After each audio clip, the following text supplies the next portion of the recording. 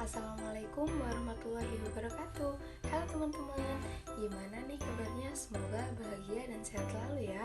Jadi kita di sini dari kelompok 1 Biosistematika Hewan yang beranggotakan yang pertama saya sendiri Nur Kasanah NIM T2019-8122 dan yang kedua M Najib Indallah NIM T2019-8124 dan yang ketiga Rehan Wisnuwardana NIM T2019-8130 dan yang keempat Firdausyah NIM T2019-8136 dan yang terakhir yang kelima yaitu Rodatul Ania NIM T2019-8147. Jadi di sini kelompok kami akan menjelaskan tentang prinsip, kedudukan dan peran biosistematika. Langsung saja kita simak penjelasan dari kelompok 1. Baik, kita akan membahas tentang pengertian biosistematika. Apa sih biosistematika? Biosistematika adalah suatu cabang ilmu biologi yang mempelajari tentang keragaman hidup yang mana mencakup taksonomi dan terlibat dalam hal rekonstruksi atau menyusun sejarah filogenetik. Filogenetik sendiri itu adalah diagram percabangan yang menunjukkan hubungan evolusi antara spesies makhluk hidup yang mana berdasarkan kemiripan dan perbedaan karakteristiknya. Kemudian di samping itu, biosistematika juga mempelajari tentang hubungan kekerabatan satu organisme dengan organisme lainnya serta dengan lingkungannya.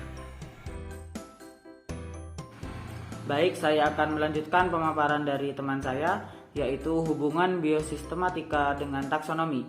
Jadi, biosistematika itu merupakan tiang dari ilmu taksonomi yang sering digunakan untuk menyelesaikan permasalahan-permasalahan biodiversitas sehingga masuk ke dalam ruang lingkup sistematika. Biosistematika itu sendiri memiliki 3 tingkatan ya, yaitu yang menyangkut taksonomi dan filogenetik.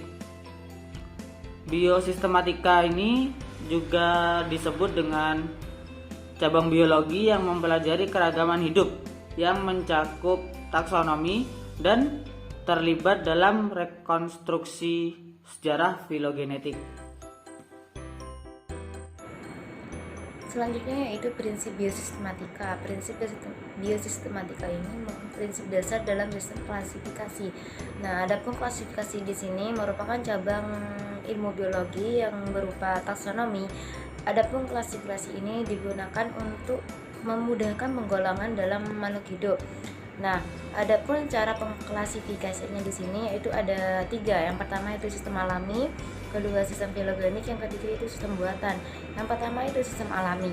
Nah, sistem alami ini dikenalkan oleh Aristoteles, yang mana sistem ini didasarkan pada alami, artinya satu pengelompokan yang didasarkan pada ciri morfologi atau lebih bentuk tubuh yang alami sehingga berbentuk takson-takson yang alami. Misalnya hewan berkaki 4, hewan bersirip dan lain sebagainya. Yang kedua yaitu sistem filogenik. Nah, sistem ini dikenalkan oleh Charles Darwin.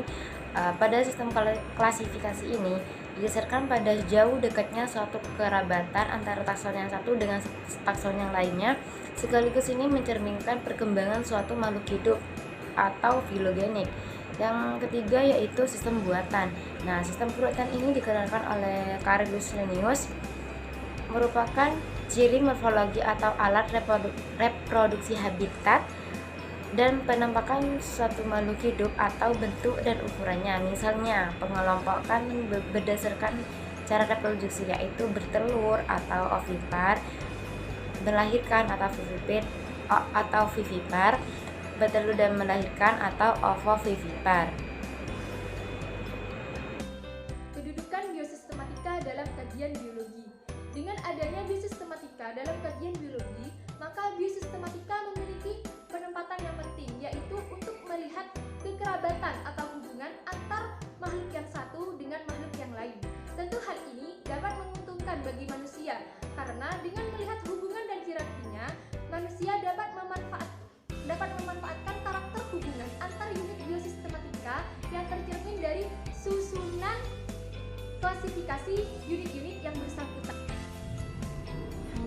terakhir yaitu peran biosistematika.